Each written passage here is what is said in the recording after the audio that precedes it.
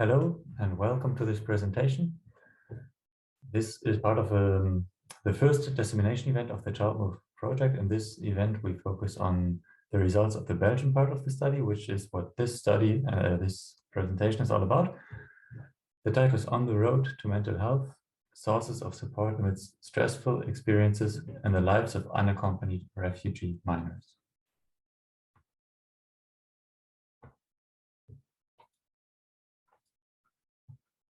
In this presentation, I will provide a short overview of the aims and methods of the ChildMove project, and then I will talk in detail about the different studies that are part of my PhD. I will start with the stressful life events, the daily stressors, and then I will also talk about protective factors such as coping strategies, support networks, and in particular, the social support of volunteers.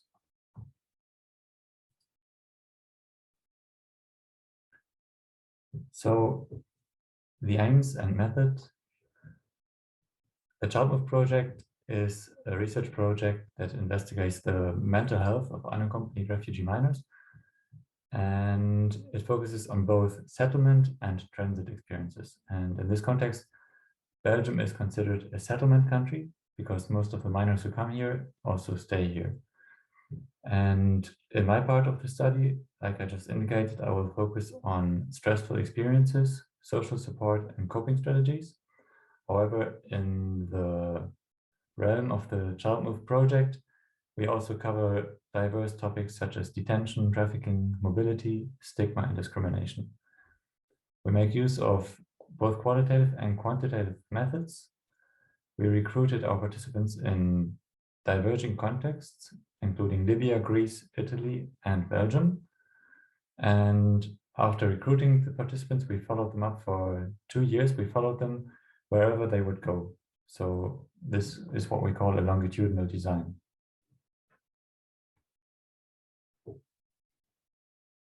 More than 4 years ago, I started my fieldwork in these two places. So these are two of the first phase reception centers in Belgium. The one on the left is in Neder-Overheembeek. The one on the right is in Steen-Okerzeel. Both are located close to Brussels. And this is where I went for a couple of weeks, every day, almost every day, to, in the beginning, just to build rapport with the minors, to create trust and to get to know them. I would take part in their activities, whatever they would do, for example, in language classes. And then with the help of cultural mediators, I would ask them if they wanted to participate in our research. And in total, I was able to recruit 79 participants. Most of them, as you can see here, are from Afghanistan. Another big group is from Eritrea and from Guinea. And then in this graphic, you can also see the nationalities of the other subsamples, the other parts of the ChildMove project. So for example, the ones in the minors who were recruited in Libya were mostly from Eritrea. And then one of the Italian samples is exclusively made up of Nigerian participants. So that's also what you can see here.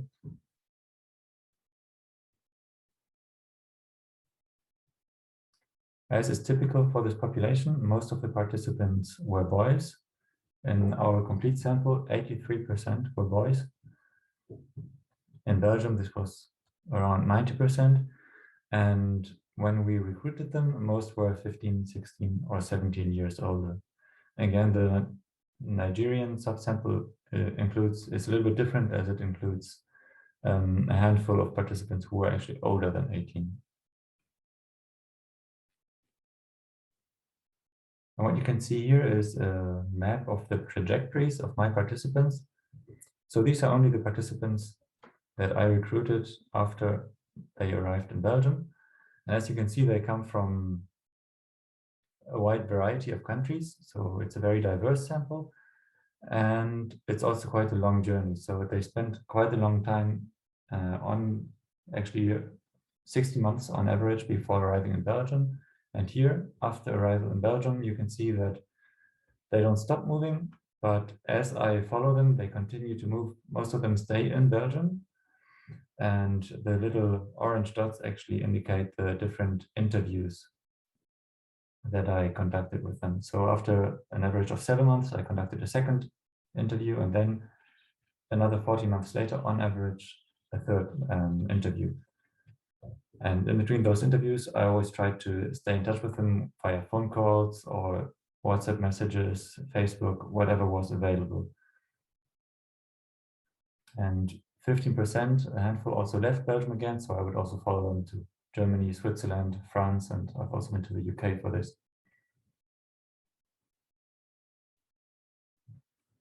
At the end of the research period, I was still in touch with almost half of the participants. So the retention rate was around 50%, which is kind of normal for this kind of research.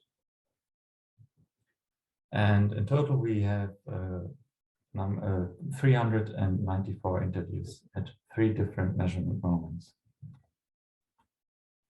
And each time we did an interview, we used quantitative methods. So this is an example of a psychometric tool, in this case, the Hopkins symptom checklist. So this is a questionnaire that participants would fill out. It was also translated into the participants' languages. And that way we would measure mental health symptoms. And then here on the right, you can see a map that we would give the participants just in order to facilitate the conversation about their trajectory, the countries that they had passed through, and the experience that they had, not only on the way, but then also after arrival in Belgium. Basically, these in-depth interviews included 2 questions, namely what is difficult, and then what helps you. So these were basically the 2 things that we always asked. And I will start with the things that are difficult. So one study that we did focused on stressful life events. And with this study, we wanted to find out more about the stressful life events or traumatic experiences that unaccompanied young refugees actually face at the different time points during the journey. Secondly, we wanted to investigate how PTSD symptoms, so symptoms of post-traumatic stress, develop over time. And thirdly, we also wanted to investigate the impact of gender, traumatic experiences, and daily stresses on this mental health outcome, on PTSD.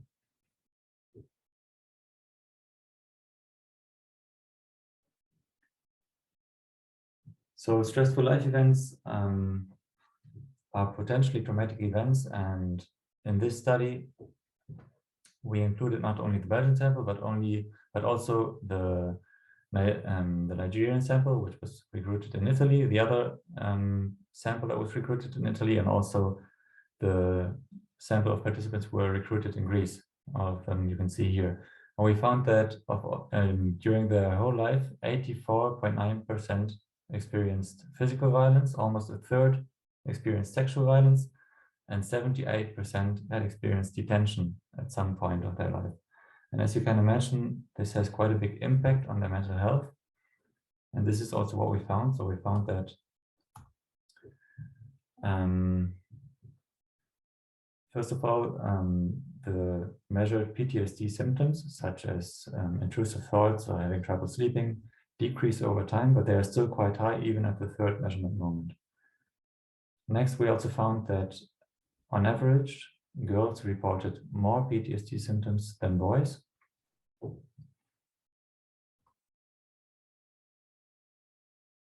And we found that pre-migration trauma, so traumatic experiences prior to the migration, had a significant impact on how many PTSD symptoms they would report. We also found that stressful life events before or during their migration had no significant effect over time. However, we found that daily stressors resulted in higher PTSD symptoms across time.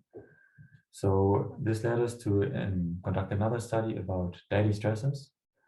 Daily stressors are things that are difficult in everyday life. And with this study, we wanted to find out how both daily stresses and mental health of unaccompanied young refugees develop over time.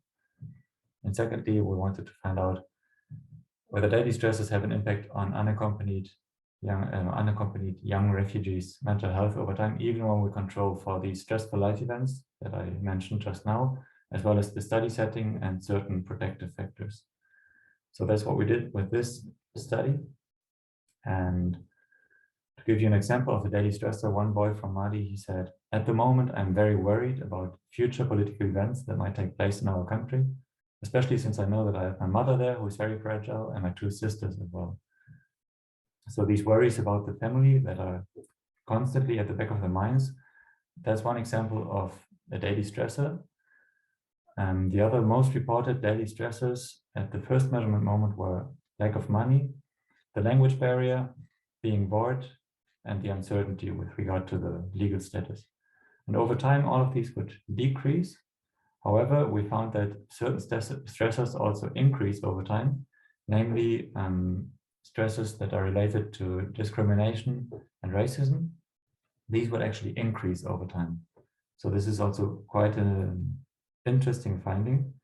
And we analyzed these data with the structural equation model, which looks like this. So you can see on the left the different predictors. The ones in black are the risk factors, the ones in white underneath protective factors. And then you can see on the right hand the outcome variables. So in this case, we have anxiety and depression and well-being as indicators of mental health.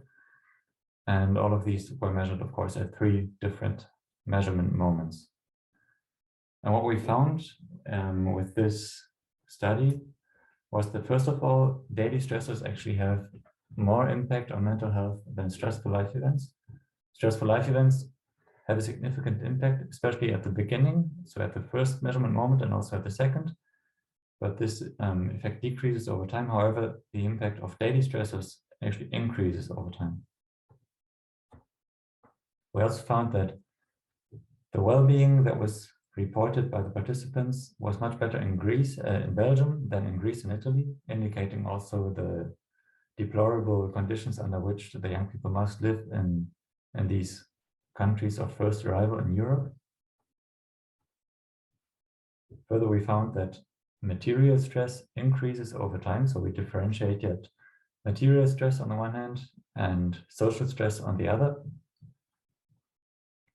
And what we also found was that social stress, such as, for example, the experiences of exclusion, of racism and discrimination, leads to less anxiety, but to more depression over time. Also quite a significant finding. And then on the other hand, with regard to the protective factors, we found that having long-term documents and having contact with one's family actually alleviate symptoms of depression. So this brings me to the protective factors. I want to talk a little bit more about coping strategies. So in one study, this was a cross-sectional study, which, by the way, is about to be published in a scientific journal. And this means that we only looked at the results from the first measurement moment. And here we looked further into the questions. First of all, what coping strategies unaccompanied refugee minors employ in the moments just after arrival in Belgium? Secondly, what coping resources these strategies rely on? So what sources of social support the minors would go to cope with different stressors. And then finally, we would also differentiate different stressors, such as the stressful life events that I was talking about, but also the daily stressors that the last study was focusing on. All right, so coping strategies. These are the results of the qualitative analysis. We used thematic analysis, and we found, or we identified 4 different clusters of coping strategies, namely the ones that you can see on the left: avoidance and distraction, continuity and coherence, selective reliance, and lastly, positive appraisal and acceptance. And I want to go in detail for each of these and just show you some examples. So I will provide some quotes. For the first one, to give you an example, one boy from Eritrea, he said, "If you are alone, then you think about these past experiences. But when you're with your friends, then you forget these things." So this is a very good illustration of just how important, especially ethnic peers are, peers from the same cultural background, to cope with stressful experiences. And in this case, in this quote, he's talking about stressful life events, but these ethnic peers are, of course, also important for cultural maintenance, for the loss of culture that they are all facing. Another boy from Cameroon said, I like listening to music a lot, to forget, to stop feeling upset. So it's not necessarily always linked to the social environment. Some are also fine by themselves, just distracting themselves with music, for example. Next, the cluster that we call continuity and coherence has a lot to do with religion and with cultural maintenance, actually. So, for example, one boy from Afghanistan said, when Ramadan came, I quit smoking, so that's the happiest time for me. Another example is this drawing that a participant from Congo made. And this is basically a pie chart that she made of the different coping strategies that she will use. And the biggest one in the top right corner, it says prier, so it's French for praying. And it just shows how important religion is in their lives, and especially for coping. And down below it says amis and l'école, so friends and school are also immensely important. And again, it shows the importance of the social context for the coping strategies.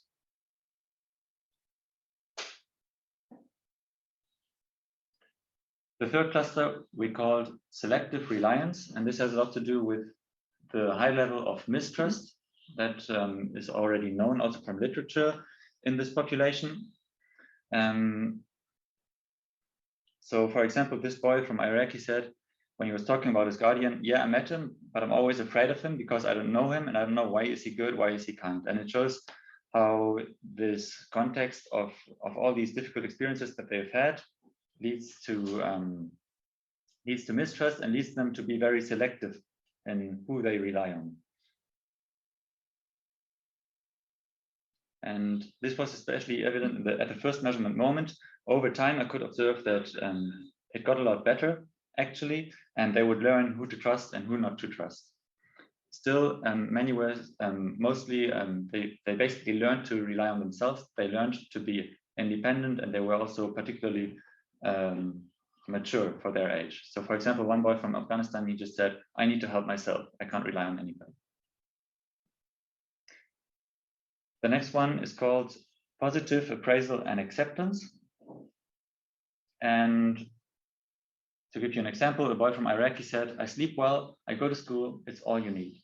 It's good what I have. I mustn't complain because many people don't have what I have today. So especially in the beginning, again, many were quite relieved and they were grateful that they had finally arrived in Europe or in Belgium, their destination in some cases. And in this case, he just copes by comparing himself to other people who are worse off. And by focusing on the future, on their hopes and aspirations, many of them were also able to cope with stress. Another boy from Eritrea said, I can't say I will be relieved completely, but I say, okay, God made them, he brought them to the earth, they were my family, and now they're gone. So the one who made them, he took them away. And this is another example of how religion helps them to accept the difficulties that they are facing. Okay, so since we found that the social environment has such a big impact on their well-being, we focused in our next study on social support networks. And in particular, we wanted to find out how these social support networks change over time. We wanted to take advantage of the longitudinal aspect or methodology of our study. And then the second question is, how do they experience the changes in the composition of these networks?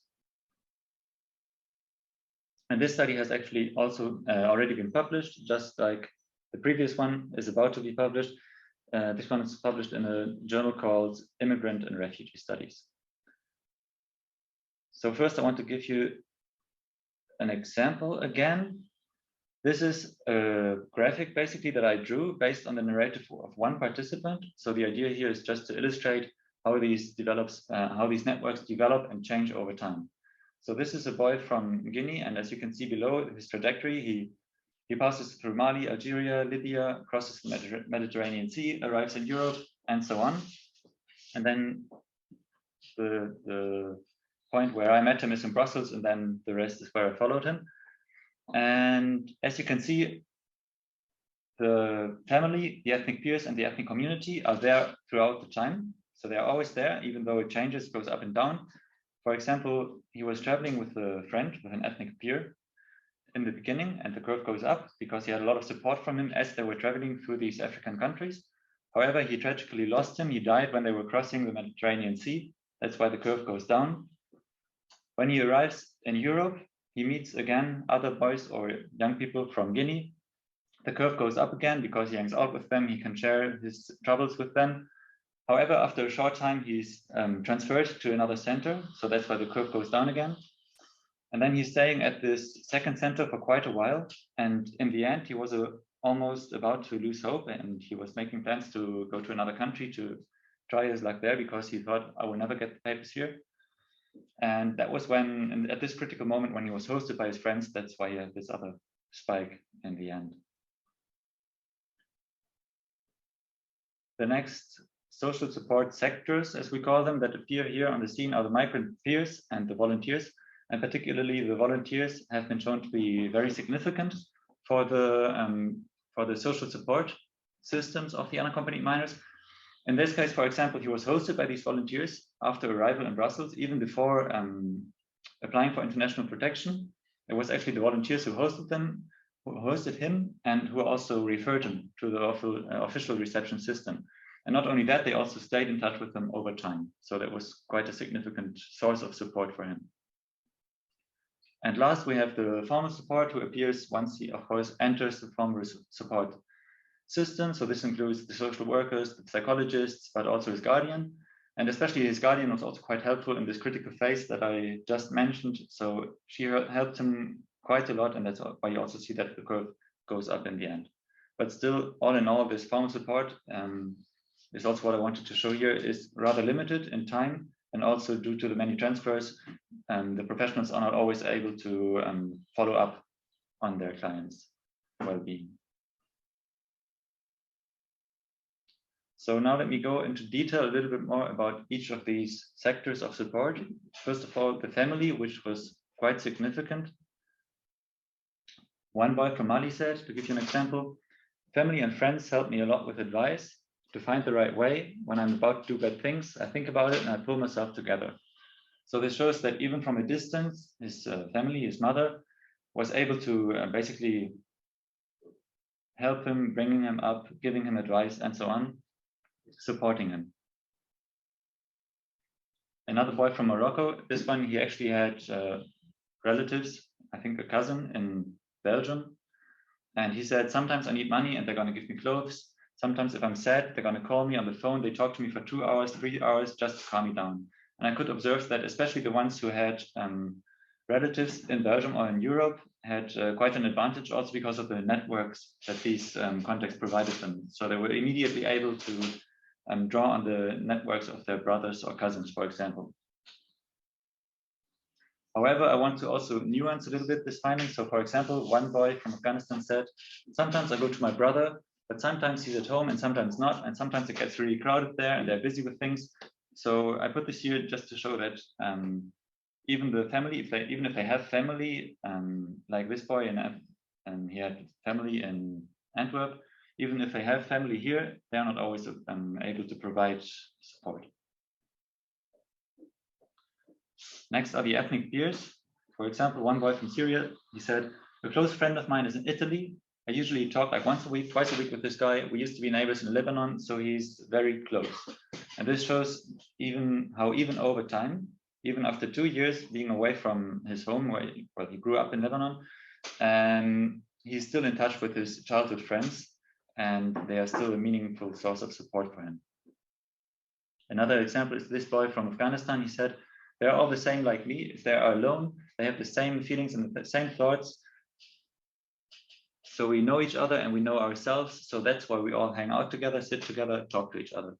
And this shows how especially ethnic peers are able to help each other out because they understand each other well. They are in the same situation. They can share their suffering.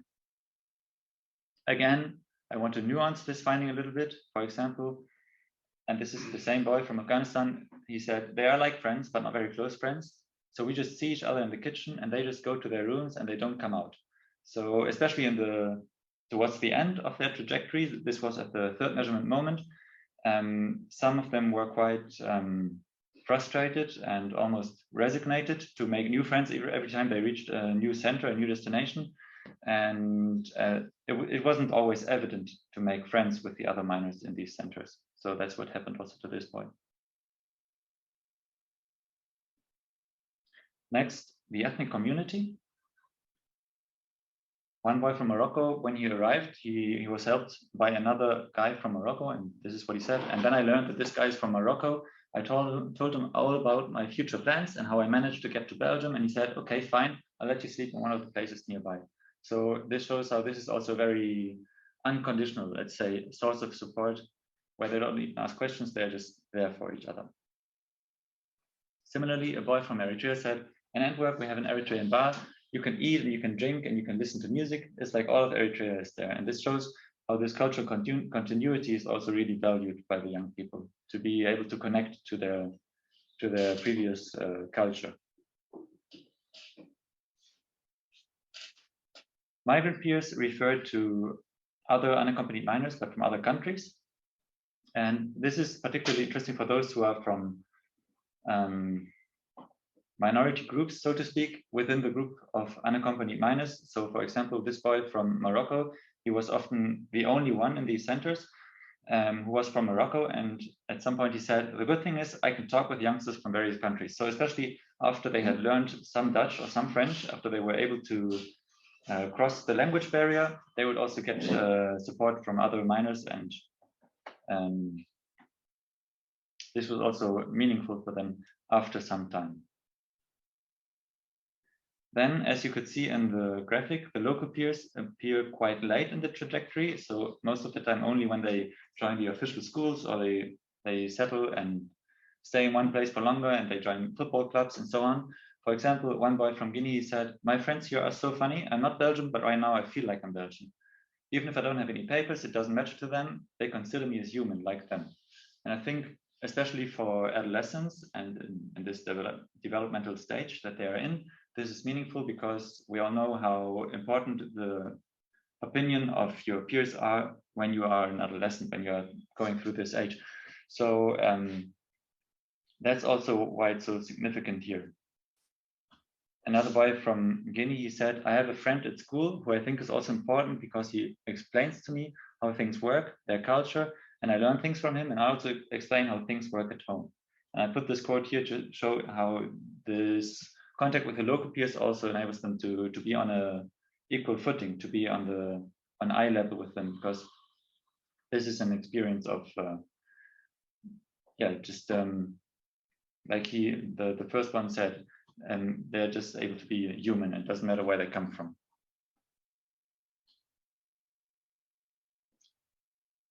Now about the volunteers and other informal sources of support.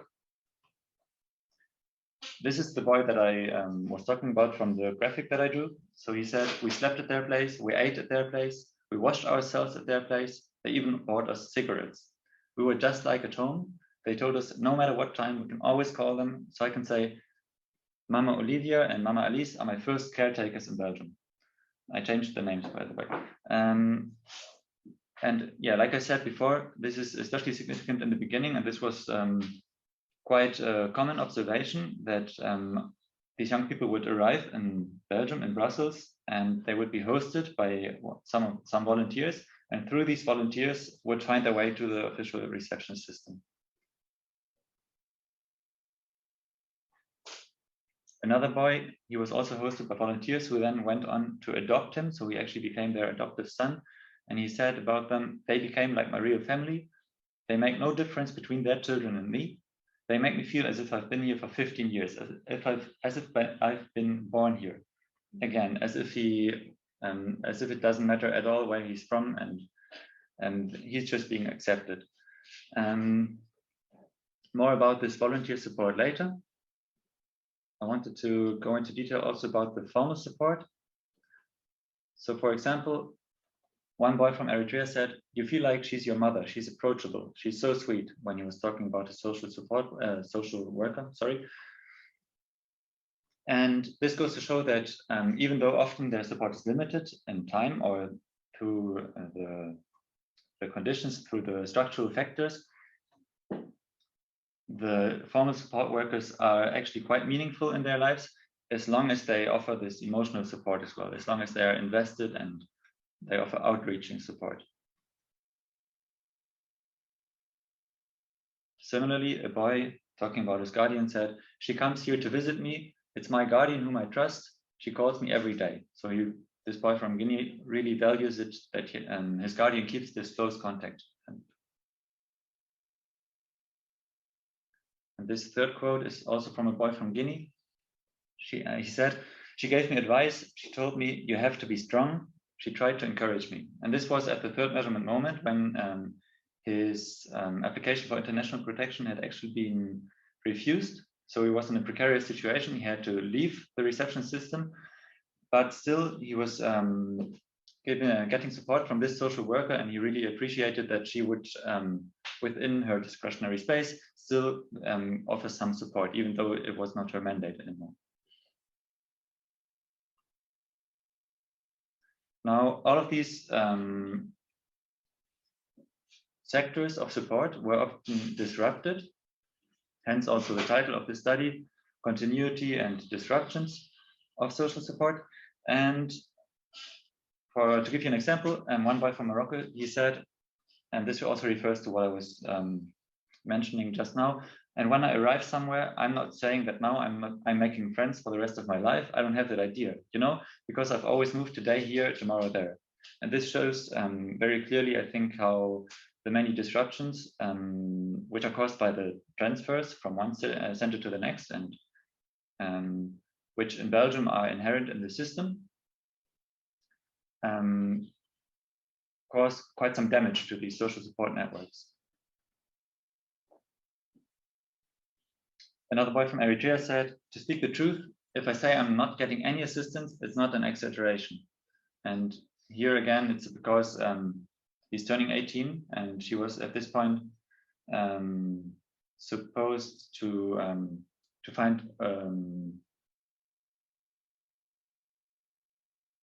hang on. No, this is at the second measurement moment. It's another boy, but still, it shows that through these disruptions, also from the social workers, the support is often limited. Another cause for disruption was the experiences of racism, which is quite clear in this quote. So a boy from Morocco, he said, "It's a bit difficult because in the morning when I leave the center like this, there were youngsters at the tram stop to go to school, and they say, 'What's this one doing here? Look, he's an illegal.' So this feeling ostracized, feeling not belonging is quite hurtful for him, and also causes a disruption in potentially making links with the local peers. Now, since the volunteers were so significant in this study, we went on in another study to focus a little bit more on volunteer support. And these are our research questions. First of all, we wanted to find out what kind of support do unaccompanied refugee minors actually receive from volunteers? And secondly, what does it mean for them? How do they experience it? And to give you some background information, you're probably familiar with this in the Belgian context. So same as in other European cities, there is a rise in volunteer initiatives like the Plateforme Citoyenne, which I put the logo here on the right. And in general, there's this context of inclusion versus exclusion. So some people are very welcoming towards refugees, others are, on the contrary, don't want them to stay and want to build borders and fences and so on. And in this context of inclusion and exclusion, the rise of volunteer initiatives is often seen as a gap stop for formal support, for the lack of formal sources of support. However, this is something that we want to question with this study, because we think that there is also a unique contribution of the volunteers that they make their support. And what's also not yet clear in literature is actually how unaccompanied refugee minors experience this support. So this is another research gap that we wanted to address with this study, which, by the way, is a collaboration with my colleague Ocean.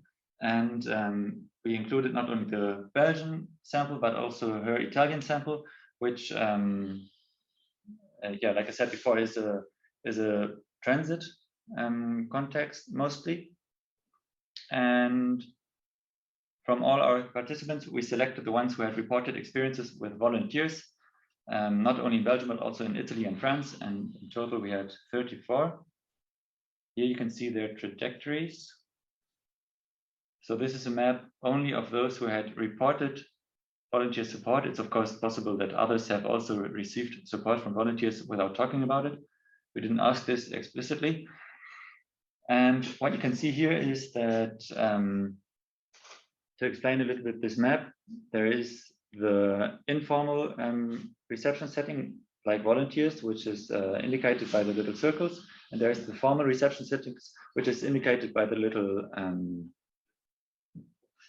rectangular shapes. And what I wanted to show here is that often it goes back and forth. So they may stay in a formal reception center, but then leave again and stay with a volunteer and so on, just to give you a short idea. And then we had a look at the different sources, the different kinds of support that they would receive from volunteers. And most of the time, this was just material support and practical assistance, which also makes sense because they're in this very precarious situation. They are on the move and they are in desperate need for support. And for example, one boy from Chad, he said, some people came and gave me food. Some people came and gave me water, and I was actually hungry and thirsty, and I didn't find any money to buy food. Another boy from Eritrea, he said, this place is not appropriate for school. Our minds will not accept the information. And I put this quote here just to illustrate the precarity of this situation. They're really in this survival mode, as it has been called. And even when he was staying at this center where they offered some kind of language class, I believe, he said that he was not able to retain any of the information because he was really busy with more important things like surviving and getting to his destination. Next, and this was also indicated in the previous study, the informational and guidance support. So, for example, one boy from Sudan, he mentioned, at that time I didn't know because it was the first time I'm in Europe and everybody spoke French or Dutch, but they explained things to me. So this shows again how the volunteers played quite a big role in receiving the unaccompanied minors for the first time, explaining them in this case that he would also be able to apply for international protection in Belgium, that he has a chance if he stayed in Belgium, and this was facilitated by the volunteers. And here's again an appearance from the boy from Guinea who I showed before in the graph. In the graphic, he said, she helps me a lot because she's the one who showed me the asylum procedure, how to apply for asylum until I came to the center here. And some of the volunteers literally dropped them off at the reception center. Over and beyond this material support and this guidance or informational support, volunteers would also offer hope and encouragement.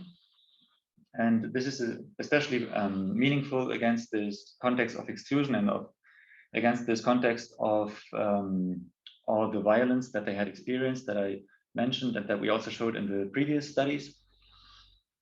For example, one boy from Chad, he mentioned, the first time I entered Belgium, immediately I started to think about my future and how my life would be here and how these people would treat me. And my impression was that those people are kind, and if being compared with the people that I met on my way, they are better. After 2 hours here, I found a lot of care coming my way from different people, but in France, I spent 5 months sleeping on the street.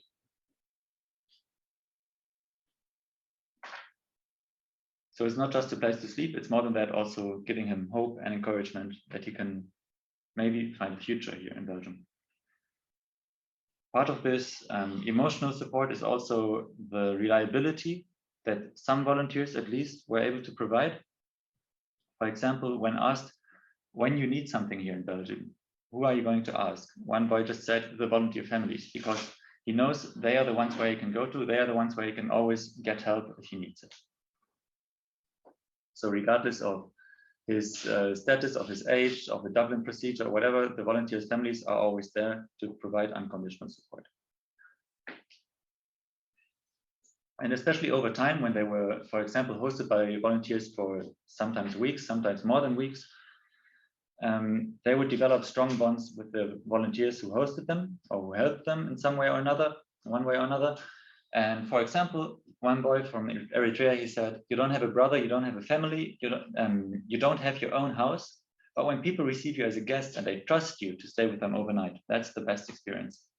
And I think this is a good example of how with the volunteers, there's really a horizontal relationship that is not impeded by, for example, the conditional support that formal support workers sometimes provide. So this is also a powerful vehicle to subvert these power dynamics, that by being hosted by volunteers, the young people are actually able to claim their space and to claim their rights, basically, in Belgium or in other European countries. Another example, this is a boy from Guinea. He said, "There, I feel totally at ease with her children. I feel clean and comfortable there."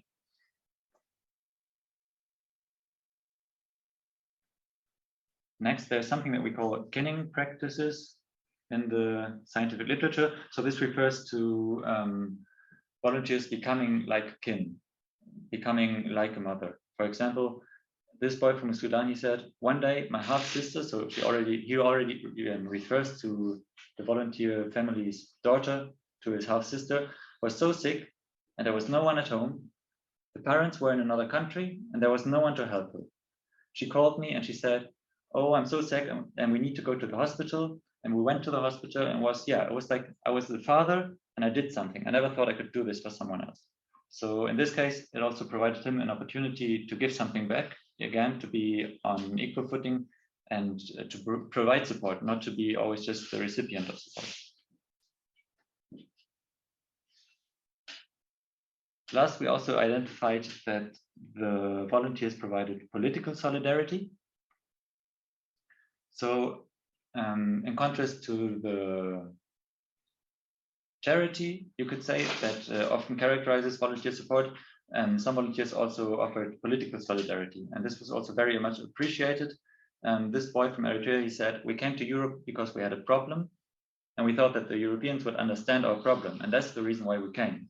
We didn't desire much more than to be understood by the Europeans." So just being recognized and having somebody see the political violence that is being done to you is very meaningful for this boy.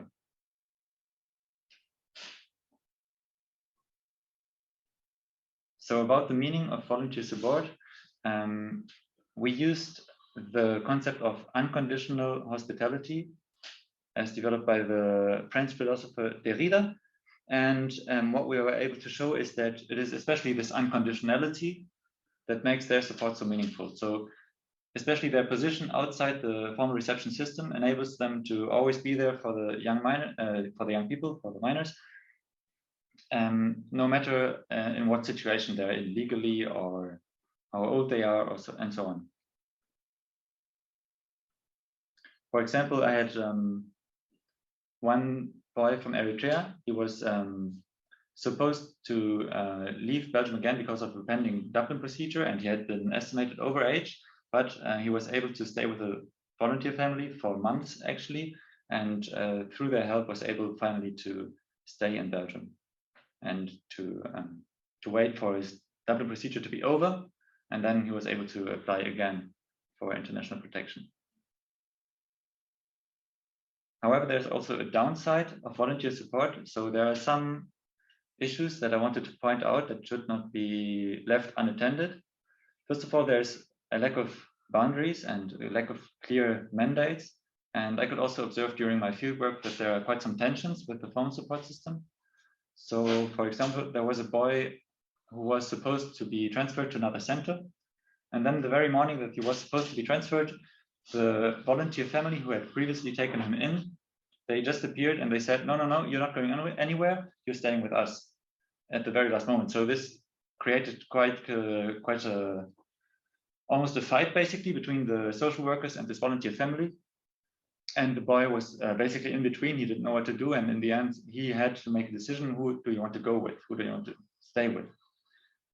And this is, of course, problematic for him. Also, there is this whole context of the deprofessionalization of care. So as we could observe throughout the last decades, there's more and more of a privatization of care, and this leads to more and more care tasks being taken up by volunteers who are not always prepared for this task, who are not prepared, for example, to detect symptoms of post-traumatic stress disorder, or in general to meet the highly specific needs of this very vulnerable group. And lastly, there's also a high power imbalance between the volunteers and the minors. As I said, they are in a very precarious situation, and they depend on the help that they get from the volunteers. And even though in some cases the relationships with the volunteers would also enable them to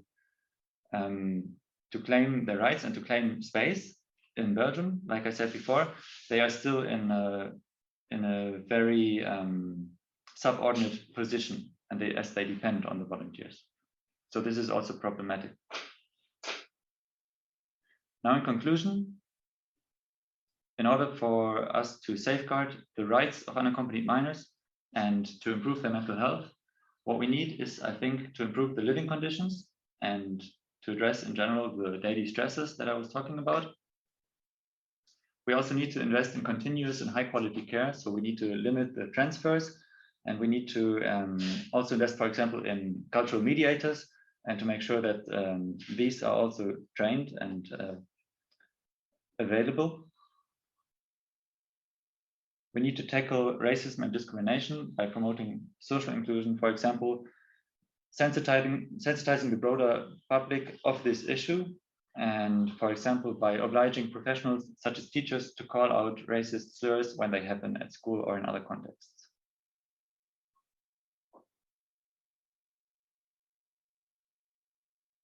About this diversity of support sources, I think we need to integrate these into the care practices. So I think that community support has great potential and needs to be included also in the both in social work but also in therapeutic care. For example, not only the ethnic community but also, for example, volunteers should be included in one way or another in the care system, I think. And lastly, I think we need both psychosocial interventions to tackle daily stressors, but also trauma therapy to aid those who have actually suffered the trauma and need specialized help. And further, I think that this help also needs to be culture sensitive. So, for example, if somebody from their culture is used to dealing with problems by avoiding them, then this also needs to be acknowledged in therapy and therapeutic practices. Okay, I think my time is up, and that's good because I have no more slides. So thank you for your attention.